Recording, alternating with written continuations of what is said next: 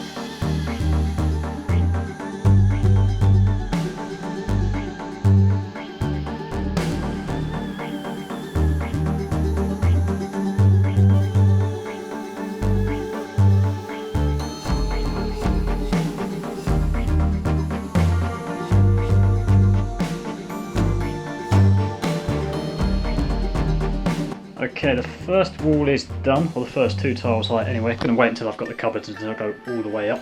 I've had a couple of changes of plan since I started. So originally over on this wall I was only going to go one tile high, but just looking at it I should definitely go all the way up.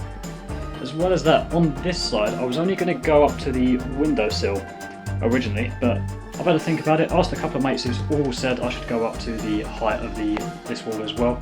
I've also got a mate who's a big advocate of ChatGPT and encouraged me to ask that, so I uploaded this picture and asked it should I go up to the first red line or the second, and it came back with this brilliant little response. Give the video a pause if you want to look through the whole thing, but yeah, I mean, I'm incredibly impressed. Very kind of specific, very concise.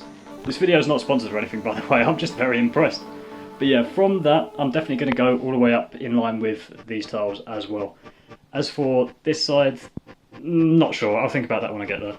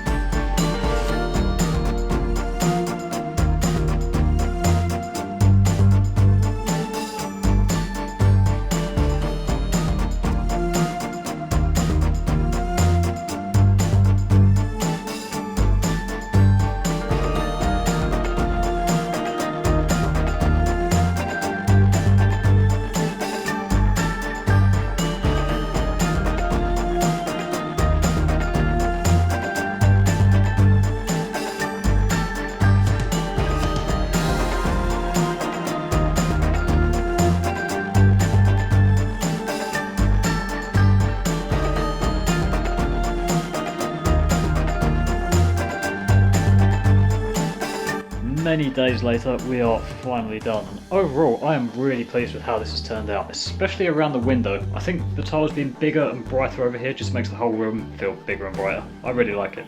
There are naturally loads of little imperfections, like tiles not being aligned, so over here for example, sorry for anyone with OCD, I mean myself included, you can see there's quite a big gap over there and a non-existent gap over the other side, but Given that this was the first time I'd ever done any tiling, I think it's gone about as well as it could possibly have gone. In terms of difficulty, I actually found the cutting of the tiles quite straightforward. I mean, even around the sockets when I had to do a complicated kind of U-shaped cut, it was kind of okay. It's about as difficult as using a circular saw for wood, with the exception that it is way messier.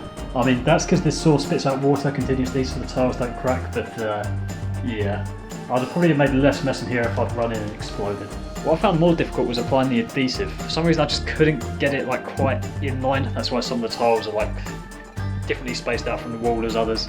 Yeah, I found that quite complicated. The grouting was kind of okay, but yeah, the adhesive I found the most difficult part. I'm very pleased with the changes I made throughout as well. So going 2 tiles higher all the way around. Over this side I haven't done that yet because the cupboard is in the way. Eventually I will replace that.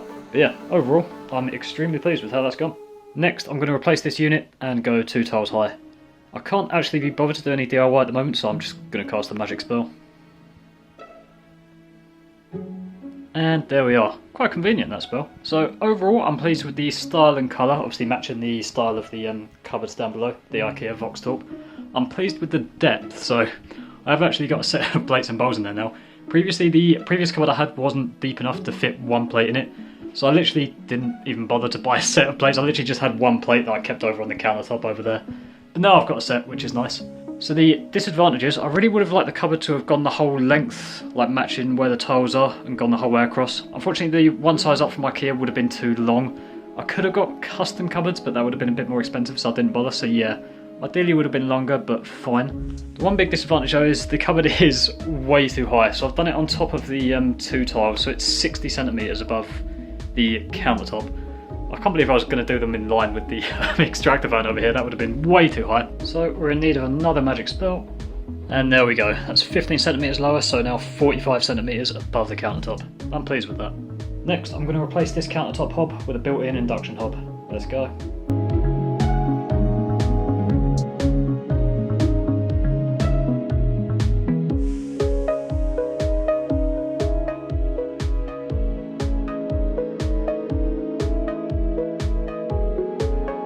Job done, and I'm very pleased with that. Looks very neat, very modern, very low profile, and it sits exactly in the middle of the middle cupboard, so yeah, very pleased. There is a downside with the way I've done things. When I come to sell the flat, any potential buyer is going to come in and say, where is your oven? Obviously all I've got is the air fryer and the induction hob in the middle.